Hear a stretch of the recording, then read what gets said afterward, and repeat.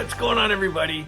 Today we're going to talk about something that's really important in the card hobby. Whether we like it or not, card grading and the grading companies are here to stay.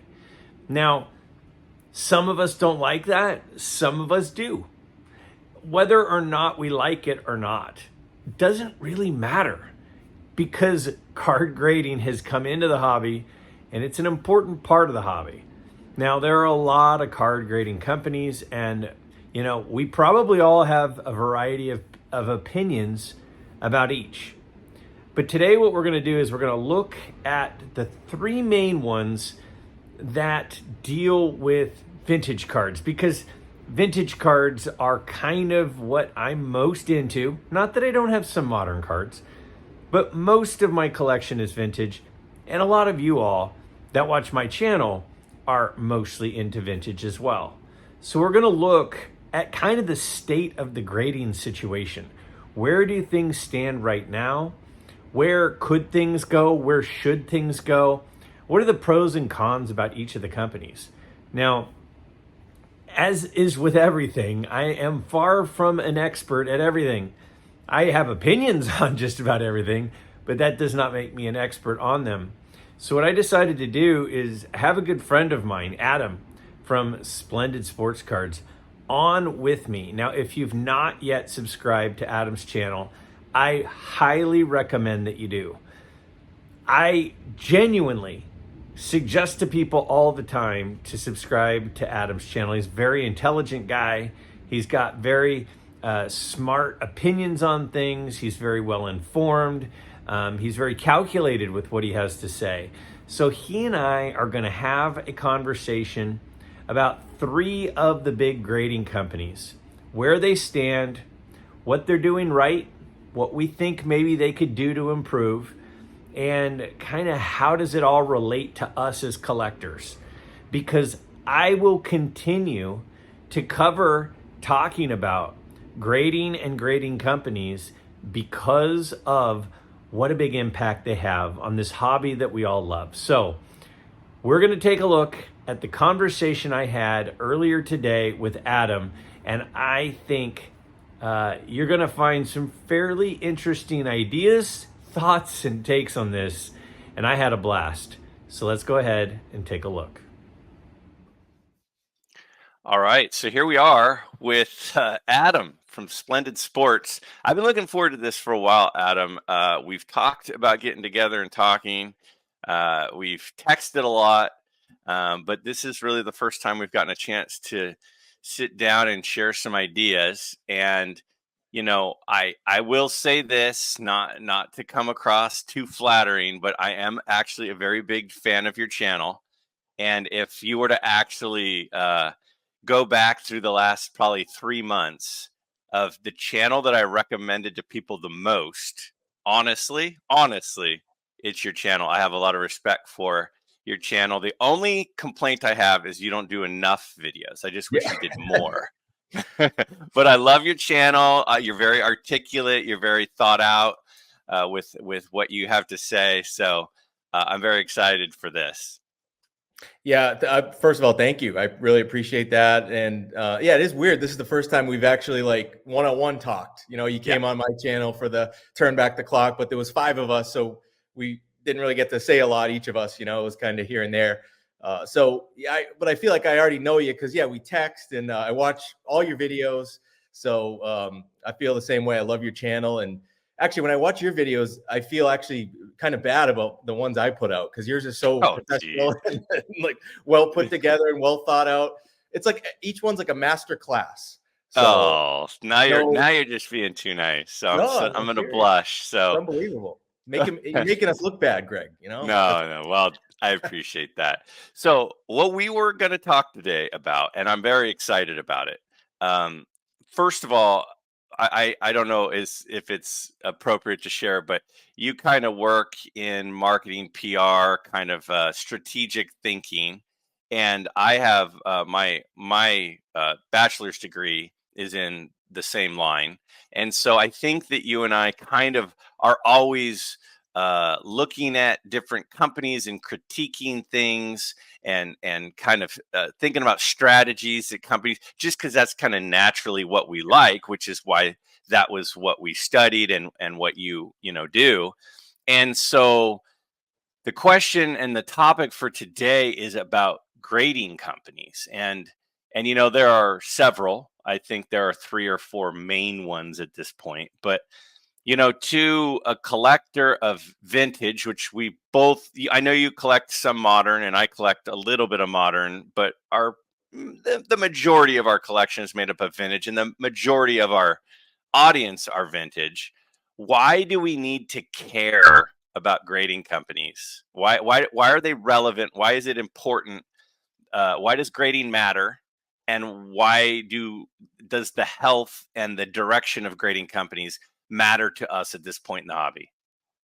Well, I think even if you're somebody who doesn't grade cards or doesn't even collect graded cards, has no skin in the game or anything like that, if you do want the hobby to grow long term, like a lot of people say they do, I think grading, it's hard to argue that it isn't an important piece of that puzzle, whether you participated in it or not. If you want it to be a big hobby and grow, then I feel like you would probably have a vested interest in at least wanting the grading companies to improve in areas that you see them as lacking right now.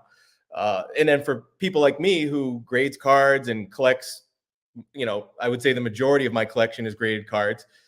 Although I am building some raw binders out now, so I'm doing other ends of it too. But it's obviously a big interest for me because I participate in that end of the hobby with graded cards. And to your point there, as somebody who does marketing and I went to college for marketing, even though I would probably say the stuff I have in my head, I don't think I learned any of it in college. It's all through real world experience. So Sure. I have a major in marketing, but I don't think that really does too much for me. But yeah, it's hard not to look at these grading companies sometimes for me and see the moves that they make or don't make, or the things that it's hard for me not to have a strong opinion and comment on them, because that's what I do for work. I help companies with their branding and marketing and grow. So yeah, it's just how I go about thinking about businesses and things like that for my job. So Yeah, I mean, I totally agree. And like you said, even if you are not a person who grades cards or buys graded cards, the health of the hobby, because of how intertwined we are now with grading, that it's important for the health of the hobby as a whole, because a huge segment of people do care about grading and do buy graded cards and are invested in grading and have a lot of money invested in the grades that were deemed by these grading companies, that it if the grading thing collapsed, it could be a problem for the hobby.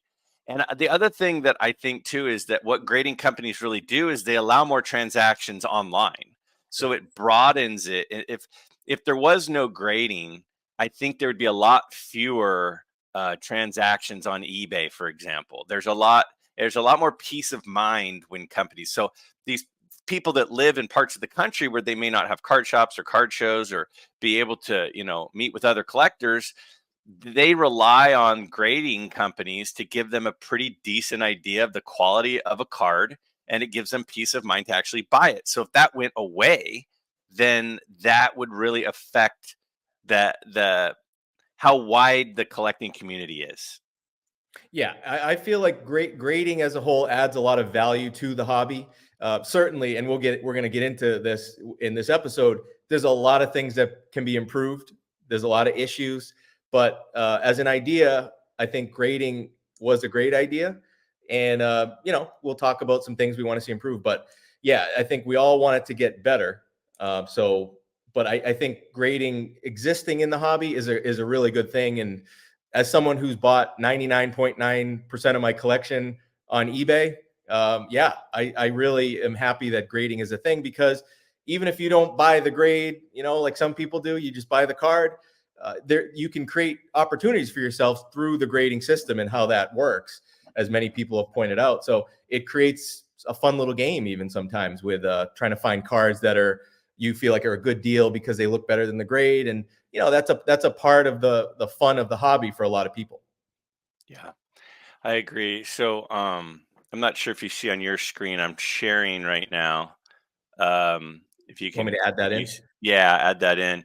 So this is the January 2024 of really kind of the big four companies at the moment with grading. And there's a lot of information in here that I just wanted to kind of touch on to give people a little bit of where we are currently. And then I think maybe we could start going through each of the companies and kind of talking about the situation. So in January 2024, PSA had 1.22 million uh, cards that they graded, which is up 22%.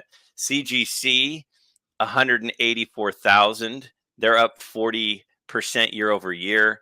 SGC, 157,000. So they're just behind CGC for second place. They're up 94% year over year. And then Beckett is at 58,000. So they're kind of a distant fourth, and they're up 1%. So you see a lot of growth from PSA, CGC, and SGC, and then not much growth from Beckett. And then there's one other thing that I think is really important to take a look at that I'm showing now, and it's that top category TCG. So PSA again, they had 1.22 million cards that they graded last month. 530,000 of those were TCG cards. So they were not sports cards. So I wrote this down. I wrote a couple of things down. So 43% of PSA's cards that they graded in January were TCG.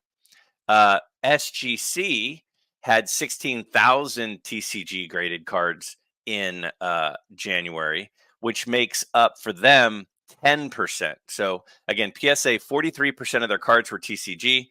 SGC, 10% approximately of their graded cards were TCG. And then the other one that I was kind of thinking we'd focus on is Beckett. And Beckett is 28.8 thousand cards, which is 49.7%. So almost half of Beckett's cards from January are TCG, 43% for PSA, but only 10% for SGC. So I thought that was something that is worth at least being aware of. So I guess for me and you being vintage guys, not that CGC doesn't grade vintage, but I was kind of thinking, just for the sake of time, we focus kind of on the other three, which are more of the companies that we tend to use more or have in our collection. So let's start with, because I have a lot of opinions on SGC. So I was kind of thinking, let's start with SGC, kind of talk about SGC, maybe. I mean, my natural instinct is, well, what's sort of the strengths, weaknesses of each company, and then based on the strengths, weaknesses, then where should they go from there? Where could they go from there? So when you think of SGC, what do you think of as some of their strengths? Well, first thing that comes to mind is turnaround time. So Yeah. the ability to send a card in and get it back fast. And from a collecting standpoint, that's a nice thing. You don't want to leave your cards at a grading company for months. Like, for example, I have a vintage order of 6 cards at PSA that I've had there since October, and I've just been waiting. I'm like, what's going on here? We're going on 5 months now. So no one likes that. That's no fun, having your cards held hostage over there. So fast turnaround time is nice. It's even more important for people. I guess there's 2 buckets you could put why people submit cards to a grading company. And one would be, the people that take a card with the intent 100% to sell it as soon as they get it graded, shoot it into SGC, get it back fast, and put it up on eBay and sell it. So it's nice in that capacity because you can, I guess, time the market, what people do. And I know another way that people use SGC is with new products.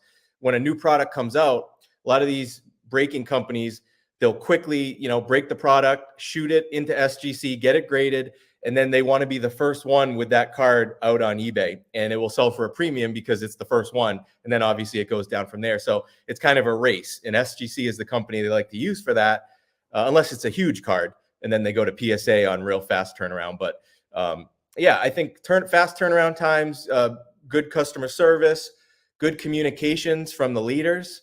Hmm. Um, I would say those are and I guess it's tough to say. Like, I guess yes, fair grading, accurate grading, but maybe we can get further into that. But I would say those other ones and before that, because I think they're all not the most consistent in the end. But yeah, those are probably the main strengths, I would say, with SGC. Yeah, I had kind of jotted down a list myself, and you basically hit on everything. The cost of SGC is less, the upcharges are less also. So Yep. if it is kind of a big card that you are going with SGC, you're not going to get upcharged as much.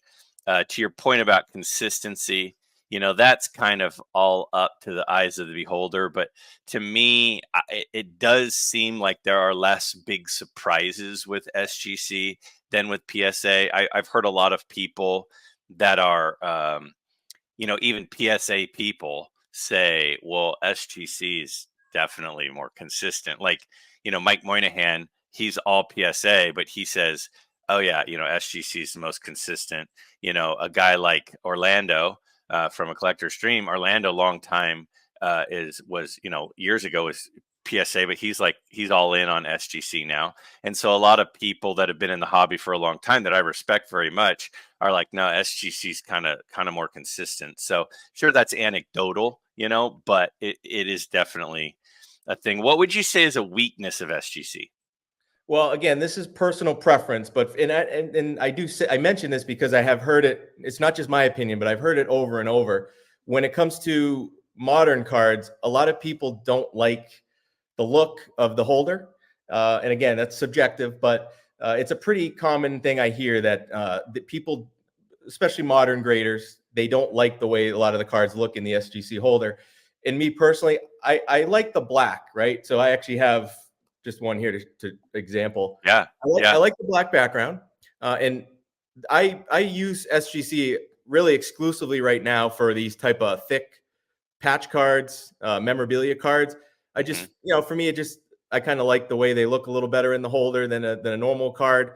But yeah, I like the black background. The biggest problem I have with Let, them is let me jump in. Let me jump in real quick. So Adam was holding up a Larry Bird big patch. I'm guessing probably game used patch. Yep. Larry Bird green patch in a SGC 9 holder. The Yeah. card is white and it absolutely pops against that black Right. background for sure. So I'm Right. sorry to interrupt, but I just know there are some people that just listen. I want to make sure they know what's going on. So Yeah. sorry to interrupt. Go ahead. For me, the biggest issue is the label itself. The grade for me, the number is way too big. And again, this is a design type thing, so it's like I do websites and stuff. I'm building a website. It's a lot of it's like the client might think it looks bad, but I think it looks good, or vice versa. So you kind of got to work with that. Everyone's got different opinions, but I feel like the grade's too big on these labels, and they use the same cases that they've been using forever. I don't think they've ever updated their case and their plastic. So, to some people, these things might be like simple oversimplification, or like, who cares? But there's a big segment of the hobby that says that they don't like the holder. And that's a problem, because these are end collectibles. The holder, the case, that's all part of the collectible for people. It's not just the card, even though I know we're collecting cards. The case and the holder, how it looks, how it displays, that's a big reason why people submit cards to these grading companies too. So that, for me personally, is a negative right now. I would love for them to not do away with this, because I know a lot of vintage people like the way the whole thing is in the holder, but come up with a modern version too. Come up with, like, when you're submitting cards, check A or B. Do you want the old holder, or the whatever, the standard holder, or do you want the modern holder, or whatever they call it?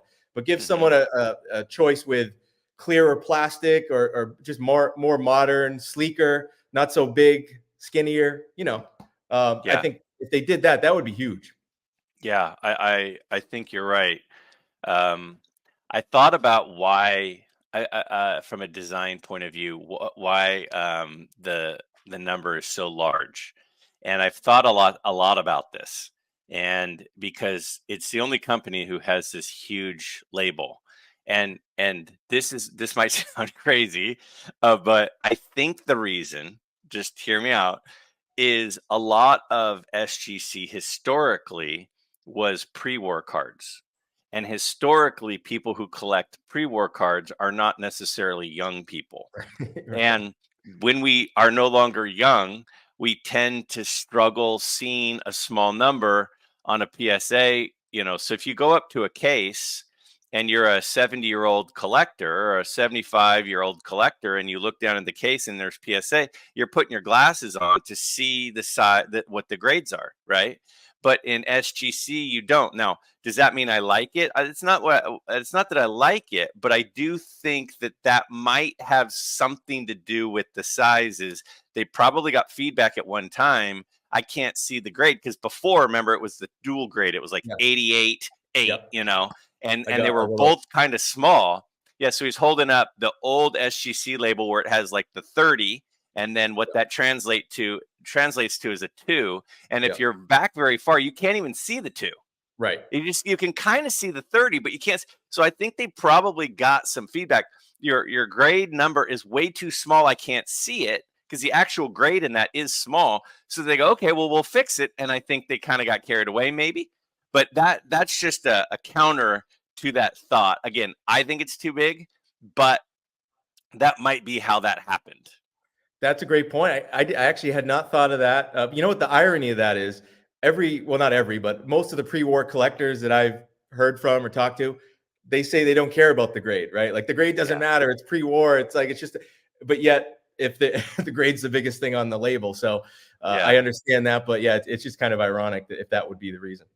So not to belabor the point, but other weaknesses for SGC. Is it just, do you think, the slab and the label, or do you think there are a couple other things that are issues for them? Oh yeah, I mean, I think they've missed out on a huge opportunity because, especially like, it's still strong, their brand and their fan base, but it just felt like, when PSA was having some real problems, and like maybe a year ago, year and a half, there was like this like grassroots swell of SGC support that I saw out there in the hobby, and I always thought they should have really capitalized on that and made some sort of a membership with. I know people don't like membership with PSA. They don't want to have to pay, $99 a year, but SGC could have, maybe it's a free membership or it's a less expensive one, or just like a group. I even thought, like, what if they did like the Tuxedo Club, or it's a corny name, but you get the idea. It's like they never really built around the company as far as no registry, no anything outside of just, they grade cards and they shoot them back to you. But PSA has a magazine and they have the registry and they have all this stuff surrounding the grading, which creates more of a community and kind of a fan base, I feel like. So they've never done any of that, and they've been around a long time. So I don't really cut them too much slack on that. I feel like they've moved very, very slowly. They came out with an app. I haven't talked to one person who said they use the app or they care that there's an app. But yeah, so I don't want to be too hard on SGC because I do respect their company. I know grading company is a very difficult company to run, I'm sure. There's a lot of moving parts, but yeah, I feel like that is a weakness. They really haven't built upon the company as far as branding, in my opinion. Yeah, I think that you make some great points. I think I agree with everything that you just said. The only thing I think I would add to the list is the resale value of SGC. Yep. It definitely feels like the resale value is less for SGC, which is interesting because there are certainly fewer SGC slabs in circulation. When they're doing 10 times the grading, even now, there's 10 times as many PSA slabs out there. But let's say I'm an SGC guy and I want a 1955 Roberto Clemente in a 3. There are a lot more of those out there in a PSA slab than an SGC slab. So when I go to the market to buy one, if there are other SGC fans, it seems like with the fewer supply of the SGC 3 in this case, there would be more competition because they don't come up as often because there are fewer of them. Yet somehow the resale value is still less. I do think they've closed the gap a little bit, although at the last card show I was at, I heard a couple of dealers telling me when they were doing buying at their table, a lot of the cards they were surprised at the difference between SGC and PSA, because it seems like it has started to widen again. I haven't done any sort of looking into that, but that's what they had said anecdotally. So why do you think the resale value is so much less for SGC? Well, I think a lot of it has to do with, particularly with vintage. I think it has to do with the registry. I really do. I think that is such a huge factor. And SGC with the registry, I think they didn't really have to do something like as robust as PSA did, because actually PSA has run into a ton of problems, and we'll get into that when we talk about PSA. But they I think went the wrong direction with their registry. They made it there's too many things going on, and now they have to redo the whole thing. So, but the fact that SGC never even just key sets, key players, Roberto Clemente set, or Mickey Mantle, or 56 Tops registry. I mean, you don't have to do a million set registries at once, but by just coming out with some of the more iconic players and set runs, that I think that would have, they maybe it's like a two-step process. It's an investment to do that. It costs money to do all that stuff, but in the end, your resale values would actually be higher if you did stuff like that, because an SGC graded card would have way more utility than it has now. Now, if great, if you want to resell it, here you go. But if you want to collect and gamify the hobby, which PSA has done through the registry, you would need some sort of a game, right? With that, that's what it is. It's a game, the registry. It's like, oh, let's see if I can complete this and see where my ranking goes. You don't get anything, but so what? People still do it, and I think SGC has still missing out on that. I don't know why, but that would increase resale values if they did some of that stuff, I think. I totally agree with that, 100%. The other thing I would throw in is, so I'll use an analogy, and then I'll tie it into the situation. So Ford used to own Hertz, and all the Hertz rentals were Ford cars, because they bought them from themselves, right? It was just a different arm of the company. And what was happening was all Ford cars, the resale value of the Ford cars was really, really low, because there would be this flood to the market of Explorers. And what happened was there would be these 2-year-old Explorers that would all flood the market, and they were kind of treated like rentals. And so there was a ton of them. They weren't in that good a condition, so they had problems. And so the resale value of Explorers wasn't working. And people weren't wanting to buy a new one because the depreciation was so great. And so what they ended up doing was they cut off the arm of Hertz, let them go. And now if you go and get a rental, it's a lot less likely you're going to get a Ford. Whereas before, for years and years and years, it was very likely you'd get a Ford. And as with a friend in the marketing department at Ford, he said, yeah, we've worked really hard on our fleet sales to these companies because it was hurting resale values, which is hurting new buying sales. Now, I think the opposite is kind of true with cards, because there are fewer of them in circulation. See, I think that card collectors by nature, we're all kind of OCD. We're OCD about centering, we're OCD about corners, we're OCD about, whether there are blotches on the card or stains on the card. People that are drawn to this hobby kind of like uniformity. Yes. And so when all of a sudden you're entering the market and you're going, well, I have all this, have all these cards that are in PSA holders, because there's a million cards in PSA and there are less in SGC. It's hard to be all SGC. It's easy to be all PSA. Right. And so what happens, I think, is in the secondary market, people are going for the PSA graded cards instead of the SGC graded cards because it matches their collection. Right. I have a good friend that was down at the Burbank Card Show this weekend, and he has 2 SGC cards in his entire collection. His collection's incredible. I mean, incredible collection. And he went down, he brought both SGC graded cards. One of them he got to cross over. The other one he got to trade because it drove him crazy that they didn't match. So I think something that SGC really should consider is doing a massive campaign, really expanding their crossover department. especially because I believe PSA has gotten a lot stricter on their gradings over the last year or two with some of the changes that they've made. It would be really, really easy to say, oh, here's a PSA 5, right? The PSA 5 in the new system in which PSA grades, it's almost for sure going to be a SGC 5. It might even get a bump.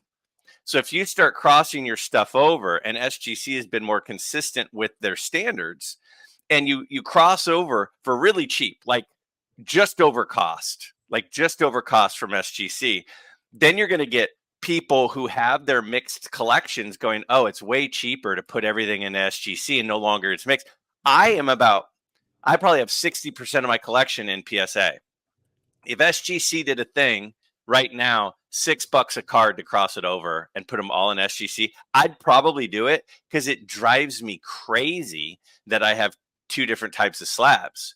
And so I think if they did a massive make the switch campaign and really did this, like cost plus $1 kind of thing per card to switch them over, I think it would do a huge amount of grassroots improvement in the collecting space for vintage collectors specifically, because then finally everything could match. And I think that's one of the things preventing a lot of people from buying SGC right now, is it just doesn't match. Right. And like, for example, with me, I started my Mickey Mantle run over 10 years ago. And at the time I was just buying PSA because frankly, when I go on eBay and search Mickey Mantle, it was all PSA coming up. I didn't see SGC. Yeah. I might've considered it, but I just started with PSA. So for that particular run, I'm going to do it all in PSA. I'm not going to, but to your point, yeah, I think SGC, they have to, do they even have, like, that's the thing with these grading companies.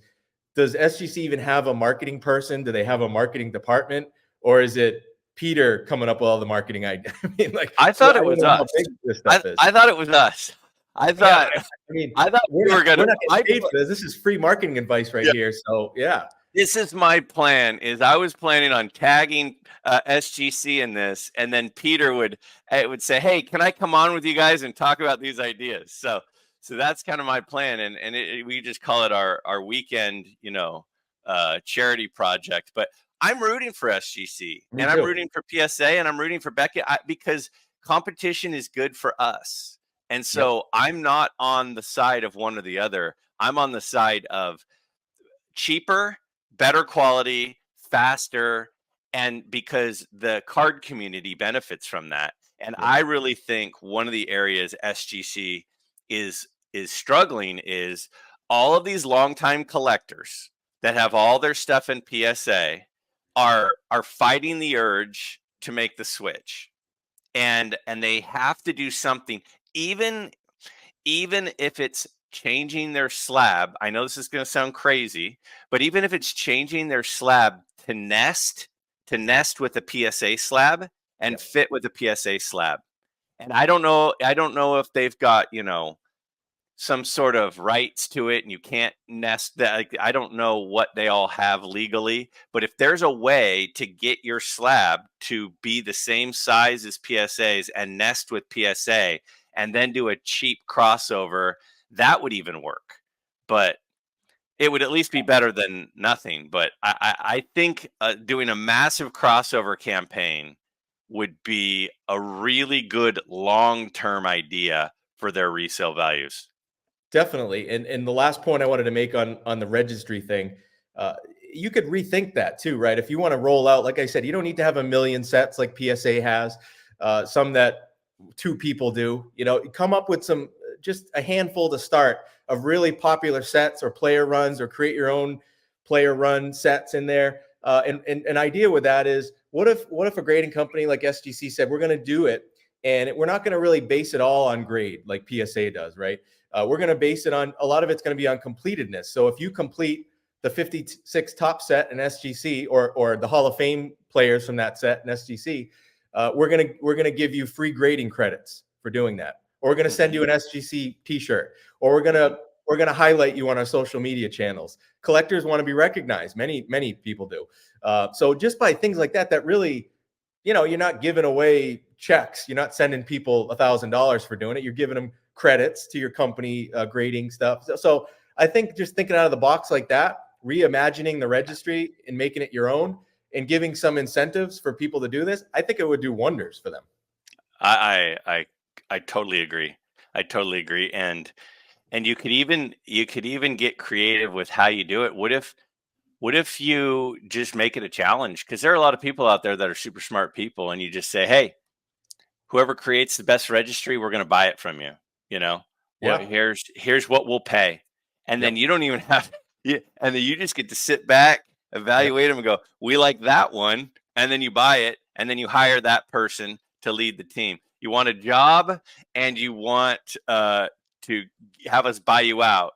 Submit your database for our registry. I mean, there are some things you can do, but enough about SGC. So next one up, let's go to BGS, Beckett. Okay. What is your take on the current state of Beckett? What are the strengths and weaknesses of Beckett at the moment? Because Beckett, just historically, if we go back to the mid to late 90s, when Beckett came on board, suddenly the Beckett grades were the premium for a while. Yep. So it was like PSA was there, SGC quickly after, a few others popped up. Beckett entered with their strong name recognition, and the Gem Mint Beckett card was selling above a PSA card kind of across the board for a while, and that has since changed. So now we're in a situation where Beckett, I'm looking at yesterday's numbers. Well, it's probably the last work day, so that would have been Friday. Beckett graded 2,900 cards all day, whereas PSA graded 64,000 cards. So we're talking about I mean, what's that, 3% or something of what PSA did. So they are struggling big time. What do you think their pros and cons are of Beckett at the moment? Well, the big pro they still have it is the name. The name, especially for guys our age or in that range or older, the name Beckett is synonymous with sports cards for me, and so many people. And Dr. Beckett's still active. Now, the thing that drives me nuts is I see some of these videos that younger guys are making talking about Beckett, and they're saying they're assuming that, I've heard people assume that Dr. Beckett still works there, or that he has, he's been retired for, I think, 20 years. So, but the name is still there and the name is strong. So capitalizing on that name, I think, is still something they can do because it carries a lot of weight, and brand is huge in sports cards. Whether you're talking about sets of cards or grading companies, the brand is huge. That's the big positive they had. There's not a ton of positive going on right now, other than they still have the great name that has a legacy. What about subgrades? They have subgrades. Yep. And SGC and PSA don't. And a lot of people get their grades back and they go, what the heck? Yeah. Why did this get a 6? Yep. And if you have a subgrade of 4 for surface, you go, oh, maybe it had a wrinkle I didn't see. Yep. So it does have the subgrade thing that the others don't have, which I don't understand why the others haven't jumped on board with that. But yeah. And I think that will be something that some of these other companies, whether it's subgrades or some sort of grade or notes, they're going to give more. I think I heard PSA say they're going to do that at some point. So, but yes, the subgrades are great. I think as far as positives, they still have a chance. They have a chance because of the name, and they're doing things a little differently with the subgrades. So that sets them apart right now. But yeah, there's the problem. I mean, do you want me to go in? Do you want to say positives first, or do you want to go? The only other positive, and I'm looking at my notes that I jotted down, everything you're saying, plus they do autograph authentication still, like PSA, whereas SGC currently isn't. SGC, if a card is factory graded or factory signed, out of the pack signed, they will grade the autograph, but they won't authenticate an autograph. Beckett is still doing a lot of autograph authentication. So I think that that's helping them a lot that SGC is not doing. I think that there's a lot of liability when it comes to autograph authentication. I think that it's very difficult probably to find experts that really know what they're doing on autograph authentication, but they are still doing that. So for me, it's name recognition, subgrades, and they still do the autograph authentication that SGC is not doing, but PSA is. Yep. Yeah, and I think from a negative standpoint, just really they had it. Remember when they did that survey last year after they had some issues where they were going to redo their grading system at one of those shows, and then they did a big survey. I actually did a video where I filled out the survey and gave feedback. A lot of people did the survey and haven't heard anything. No, honestly, do you know who like with SGC? There's Peter, there's Nat Turner for PSA. Yeah. Who's the person at Beckett grading? Do you know? Do they have a spokesperson or I have no idea. I think that's a great point. It's the Wizard of Oz behind a curtain speaking into a microphone, and you don't really even know who it is. I think that part of running a company like this is being visible. We know who's in charge. We have a relationship with that person, and Peter is outstanding at that. And I think Nat Turner's trying to do some of that stuff. And there are times I think he comes across well. I think there are times that there are a little bit of missteps in what happened. But I think that you're right. We don't know who it is. And not knowing who it is not a good thing. It's a separation. It's a cloak of darkness in an area that has no oversight. And it's really, really important to feel authentic. And we don't even know who's making the decisions over there. I think that's a major problem.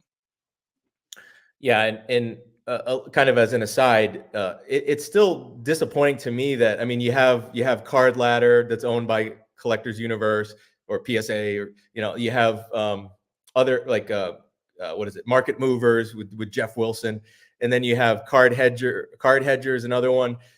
But Beckett, the price guide company from back in the day, right? They I know they have their own thing, right, within their website, I guess, but I don't know anyone who uses it. The fact that they don't have an online, like a version of Card Ladder for Beckett, it's crazy to me. I can't believe that. Like that's what the company was founded on. That's obviously aside from grading, but from a company standpoint, I just still can't believe that they're out of the data analytics game. Really, that's a really good point. That's a really good point.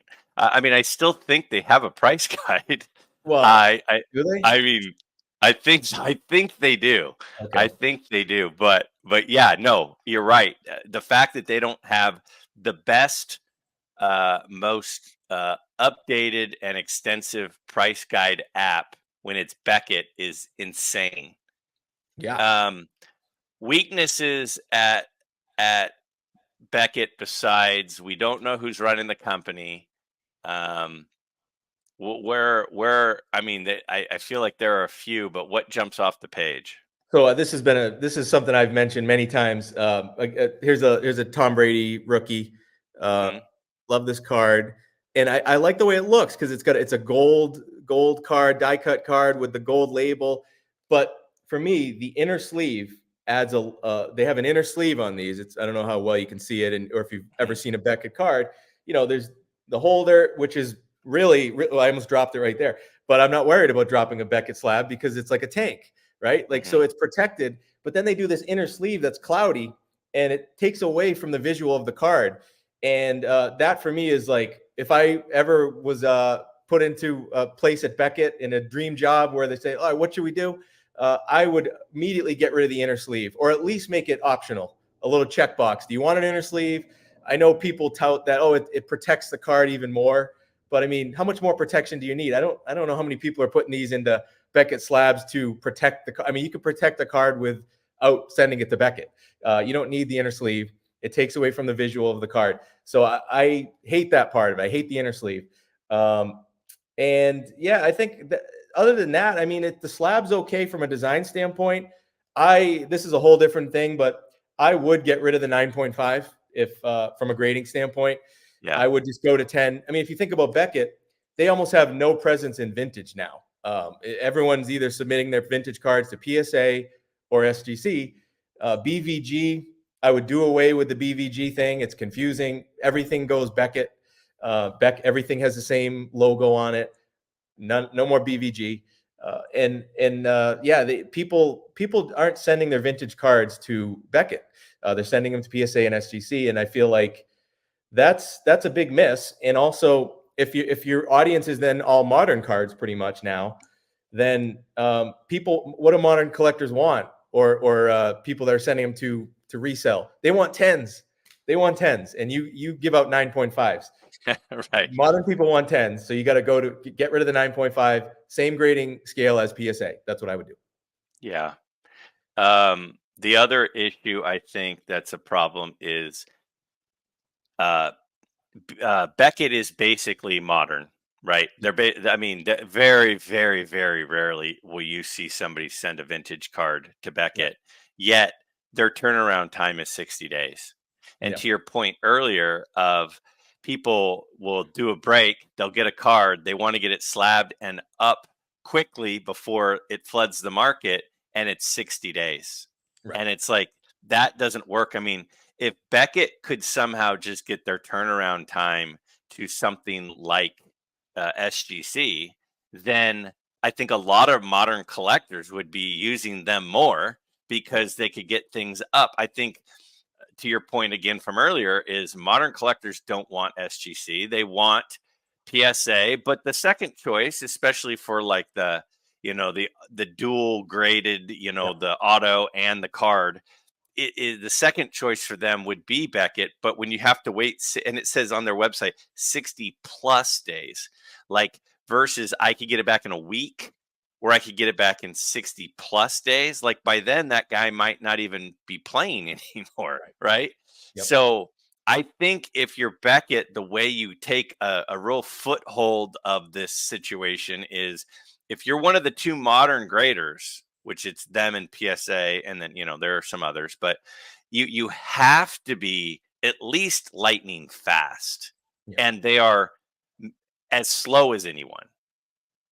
So that they're like shooting themselves in the foot repeatedly.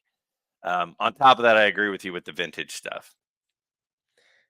Yeah, and I think they could still. I mean, a part of me wonders, like, we're assuming these SGC, Beckett, that they want to grow. They're private companies. Who knows? Maybe internally they go, yeah, we're good. 60,000 cards last month, or 100,000 cards last month. We're making in revenue million plus dollars every month.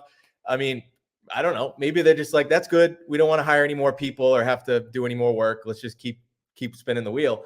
But if they are wanting to grow, I think then, yeah, some of these things they'd want to look at doing for sure. Yeah. All right. Now the big one, PSA. So, what are the strengths of PSA? We'll start there. Well, I for one, I like the look of the slab. I like the design of it. A lot of people say they don't like the red, but I just like the sleekness of it. Their new plastic that they use. I saw Nat Turner say that it's even higher quality. It's clearer a little bit. It's got a little more UV protection. So from a product standpoint, I think they are really nice collectible slabs.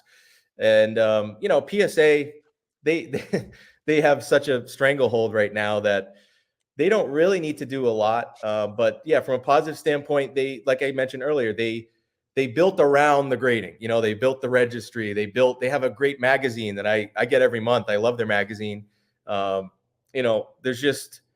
more of a community and a brand around it, and they're a much bigger company. But I think there's certainly issues and problems that they have, which we can go into. But PSA has just done a great job of branding and coming out with a great end product as far as it's the holder and everything like that, and the registry. Of course, I'm sure there's all kinds of issues with what people have with how they grade or their grades, inconsistency. But just from a company standpoint, I feel like there's a reason why they're where they are, and they have a huge lead right now. They have a huge lead, and it's in an industry where people want matching, And when you have a huge lead, it's really hard to catch up. Yeah. And I don't I think that that's what these other companies are finding themselves in is now one of the things I do find interesting is almost 50% of their cards that they grade. So last month, they graded 1.2 million cards and 530,000 of them were TCG, which I find interesting. Yeah. So when you're comparing like an SGC to a PSA, the sports card grading portion is a lot closer than those overall numbers seem. It's not close, but it's closer. Um, so I find that to be a little bit interesting. Um, as far as the biggest issues, I think the matching is a huge advantage that they have. I think the fact that the resale value is a huge advantage. I mean, whenever I go to dealers, I ask them all the time, why PSA, why SGC? And they say, well, I get more money for PSA. And I say, but it takes longer. Well, if you're a vintage dealer and you're sending in a vintage card, it's not like the guy's going to get hurt, tear his ACL, and get cut while you're waiting. I mean, if it's Willie Mays, it's, Willie Mays' career is over. And so they're like, I'll just be patient because I'm going to get an extra 10% more. Yeah. And it's hard to argue with that. So the resale value is obviously a big one. And then obviously, again, having more in circulation. So people want matching collections. I fought for a long time. I was all PSA until about a year and a half ago, maybe even a year ago. I finally said, okay, I can't keep passing up on these great cards that are in SGC holders. And I finally broke down. And I'll be honest with you, I'm looking at my wall right here, and I've got a case with stuff, and it drives me freaking crazy that they don't match. Like, it drives me insane. Yeah. But I couldn't not buy the card just because of the encapsulation. I would be the first guy in line if they wanted to do something. I mean, back to SGC for a second. I think one of the things that they could do is go to some big collectors, go to some big collections, go to some people with big cards and saying, we'll cross you over for free. If you have John Mangini, who has a really big collection, if you go to Dave Blue Jacket 66 and who has a big collection, you say, all your PSA slabs will cross over for nothing. And then they just start putting those up on their Instagram of, all the different cards, and Dave's showing off all of his stuff and how it looks nice and matching. I mean, that would be the best commercial they could get, is to get a long-time collector with really high-end stuff to go, I'm all in SGC. That would be miraculous. But again, we're back on SGC. So let's go back to PSA. I think that's kind of going back to, like, just fast turnaround times are not going to do the job to compete with PSA, because I mean, I just had 3 cards, bigger cards, modern cards, that I bought raw off another collection, and I am getting them back tomorrow from PSA, and I sent them in last week. So if you want a fast turnaround time, it is available at PSA. You have to pay a little more, but it's not like you can't get it with PSA. You can get it. You just have to pay a little more. And if the cards are big enough, then people are willing to do it in many cases. So it's not like, oh, we can turn it around fast and PSA can't. No, they can, but they're just going to charge a little more for it. So it's a tougher thing to compete on. That's why I think a lot of these companies like SGC, they're going to have to take a little bit of a hit if they want to grow, right? You can't, because some of these things that we're talking about, free crossovers, building some sort of registries, it's going to cost money, right? It's going to hurt their bottom line for a little bit. But if you want to grow in the long term, you have to do those things. You have to look a little deeper into it. But I don't know. Maybe they are doing them, but it's been the clock is ticking. I haven't seen a ton. So. Yeah. Okay. So weaknesses for PSA from your perspective. Well, man, you did a great job when you did. Well, you've done a lot of videos on it, but the one where you went into, how much they pay graders and how little time they're looking at cards. I mean, I feel like all the weaknesses are kind of in that category as far as like the actual process of they're grading too many cards. They're not, the people they're hiring are not qualified. They don't communicate as much as we hope they would, as far as what they're actually doing. They don't give feedback on grades. So pretty much all for me, a lot of the weaknesses have to do with the, the internal stuff at PSA. The outward brand is great. They got a great brand, but yeah, I think if they, man, it's tough to say what they would. You don't want to make drastic changes usually when you're when you have such a big lead, but Yeah. I think a little more transparency into what they're doing as far as how they're grading, who's grading your cards, that would give them an even bigger lead, because it would put more people at ease as far as feeling comfortable with how their cards are being graded. And one of the things I heard Nat Turner talk about is if they were to make changes, like say, for example, a lot of people said, I want to know when the card was graded. Right now, there's no date on there, and the serial numbers are not fully sequential. There are series that are sequential, but anyway, they would say, well, if we do that, then and a card was graded, yesterday versus a card was graded in 1998. That could potentially affect the value of the card graded in 1988, because there might be a perception that a card graded more recently was graded more accurately or with different technologies. Right. And so if they do make a change like that, the change could hurt their current customers. And you don't want to do something that hurts your current customers because you're trying to improve. So I do understand that point of view as well. But I feel like SGC, at least we've seen videos inside the SGC facility. We've seen graders at their desks grading and what that looks like. We've seen the machines that they put cards under and check for creases. Like, that has been broadcast, and none of that, it seems like it's so secret with PSA. But like you said, when you have a huge lead, why do you need to do that? Why would you put yourself at risk? Why would you make a dramatic change? There are things I think we all want, but from their perspective, why would they do that? Because if it hurts a current customer, then that's not good. So it does seem like small little changes. But like right now, if I called PSA's customer service right now, Yeah.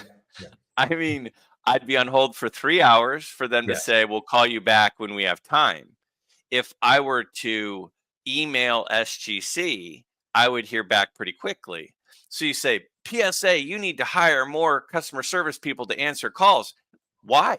Yeah. Why? They're grading 10 times as many as SGC. Their turnaround time is 4 times as long, and they're charging twice as much. Yeah. Why should they spend any money on adding a customer service person that's just money down, the tubes that they don't get anything back for when they don't have to?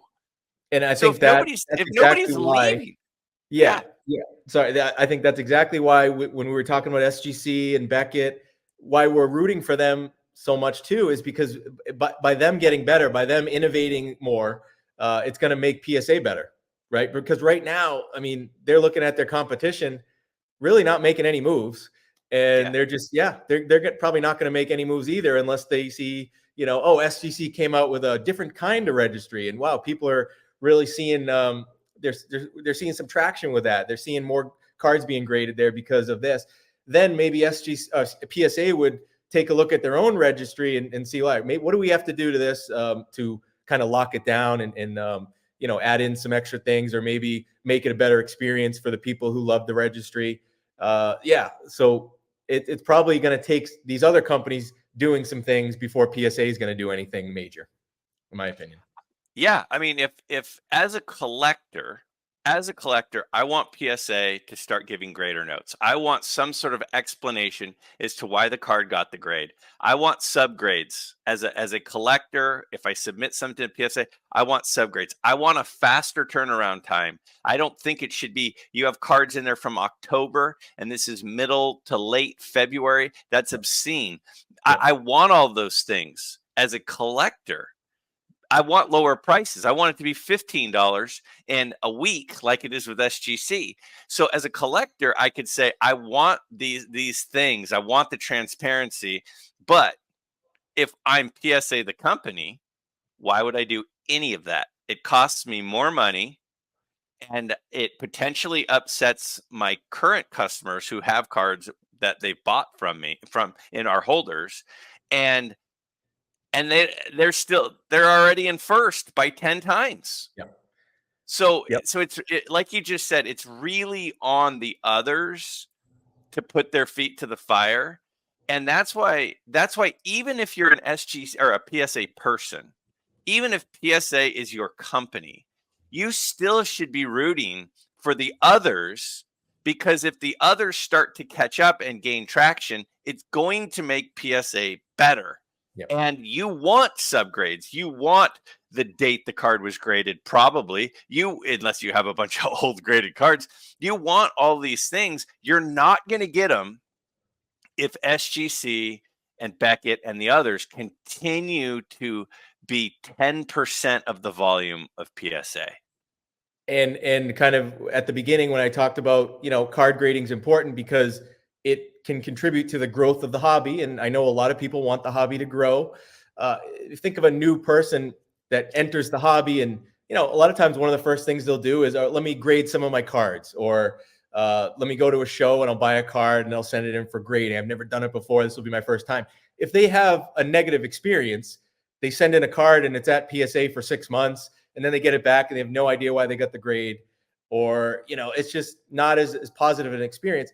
They're less likely, they're more likely to leave the hobby and not continue it. But if these companies improve and provide a little more, then I think it will help the growth of the hobby, and all the companies will benefit. Bigger pie, right? So yeah, exactly. Bigger pie. Well, we've been going for almost an hour. I've had a lot of fun talking about this. I don't know. Whenever I put out a video and it goes for a while, because I like to just talk about my thoughts. So I'm always talking about my thoughts in my videos, and sometimes they run long and I go, I wonder how many people out there are still hanging on. And to me, this is a really interesting topic. And I know some people would see, grading companies, they wouldn't even click on it. And that's fine too. But for somebody who's very fascinated with this concept on multiple levels and these topics on multiple levels, what are your final takeaways on, SGC, Beckett, PSA? What's your final takeaway? What's your final thoughts if you were to say something to the people out there that are remaining? Well, I think from the company's perspective, I just hope that they keep in mind why collectors, and not whatever the investors or flippers, whatever you want to call them, just as long as they have in mind, why are people sending us their cards?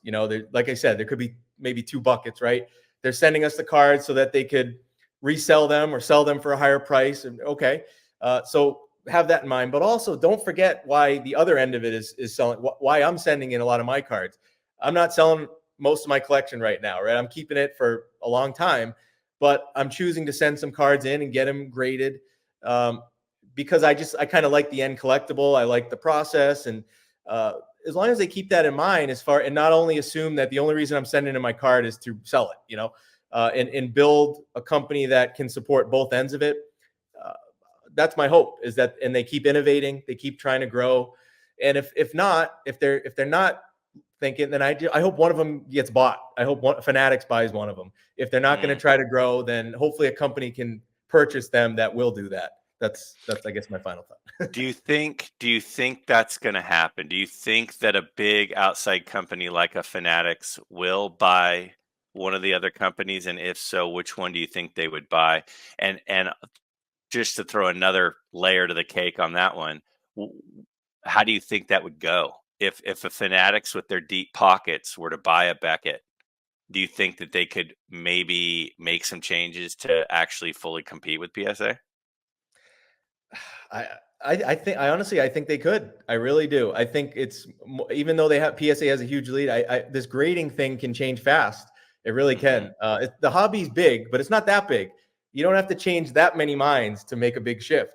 I do think I don't know if it's maybe Fanatics, but I think there will be some sort of a merger or an acquisition, or I think there will be something. I don't know when, maybe in the next couple of years, but I would love to see Beckett, if they're not going to come out and talk to the collectors or make any moves, I would love to see them get purchased by a bigger company like Fanatics that could make some changes and capitalize on that name. Yeah, so it would be interesting. It would be fun to watch either way. I always, Oh like you yeah. said, regardless, I like watching this whole space because Yeah. it's just interesting to me. I like it. Yeah, I love doing videos and kind of monitoring this, and what I do about every 6 months. And it's been about 6 months since I've kind of checked in on price comparison and sales data of comparing the two. And it's something I'm super interested in. And I always have a couple of people that'll leave a comment that says, who cares about grading? Like, grading's bad for the hobby. Like, I don't get my cards graded, so none of this matters to me. And I'm like, and that's cool too. Yeah. And that's totally cool too. Like, I like touching cards. I like having some of my collection not in holders. I totally get it. But back to where we originally started, it does matter for the industry, because whether we like it or not, it's a big part of it, especially as I think the industry continues to expand globally. Because when I'm sending a card overseas to a collector in Germany who's, a Dirk Nowitzki fan and wants a Dirk Nowitzki rookie card, like, he feels a lot more, or she feels a lot safer buying the card that's been graded by a third party Yeah. company. And so for the health and the size of the hobby, it is here to stay, whether we like it or not. And it does add a level of legitimacy, even if we see some issues within it. It absolutely does add legitimacy to this hobby we're in. And yeah, I put a decent amount of money into cards. If you've seen some of my cards, I've spent some money on cards. And again, I don't sell a lot. I have a long-term collection, but at some point, I will look to sell some of it. I think at some point I want to keep some, give some to my kids and everything. But I do feel more confident with the cards in graded holders, I guess you could say. Just knowing that if something happened to me, then my family would be able to sell the cards easier. So that for me gives me a little peace of mind. And the more legitimate these companies can get, the better I'll feel. Yeah. Hey, so I'll say a few things in closing. First, this has been too long since we actually got to do this, from the time we first started communicating and talking about it. I genuinely hope that we can get together more often. Genuinely, there are some people you just feel like you're more connected to, you think more like, you are more in tune with. And for me, you're definitely one of those people that I feel I see eye to eye with on a lot. I connect with. I really enjoy your channel. And again, if you've not yet subscribed to Adam's channel, Splendid Sports, awesome channel. My only complaint is he doesn't do more content, because when he does stuff, I always enjoy it. But you make a lot of appearances on, collaborations. You have your own collaboration with, Dylan from Double D Vintage Sports Cards, and that's a great thing that you guys do. You had Orlando on the other day. If you haven't seen that, check that out. So I hope we do this again and not just be a one-off. Me too. No, we will, man. We'll do this again. And I one of the last episodes of YouTube I watched was with you and Darren. I love when you two guys get together and talk once a month. So looking forward to the next one of those too. Yeah, I would like to do it. And it's the same thing with Darren. Is I think Darren and I, even though our collecting strategies and stratospheres might be different, we can still, because we enjoy each other and we have a good connection, I think that it's fun to talk, and I feel that way with us. So I look forward to the next one. Me too. And Greg, thank you for having me. I appreciate you taking the time to talk with me on this. Of course. All right. Well, there you have it, guys. So in the comments below, let us know what you guys think about, the state of grading, which is PSA's big lead over the others. We focused on SGC and Beckett today. But what do you think? Are you rooting for a company? Do you see the need for this to even be a discussion? What's your guys' take on it? What'd we miss? What's the strength or a weakness of one of these companies that we didn't talk about? And what's an idea of something that one of these companies could do that we didn't mention? because we certainly don't think we have all the answers, which is the reason we didn't just have a private conversation and then hang up and say goodbye. We're putting it out there because we think it's interesting as a topic, and we want to hear everybody else's feedback as well. Thanks, guys. All right. See ya.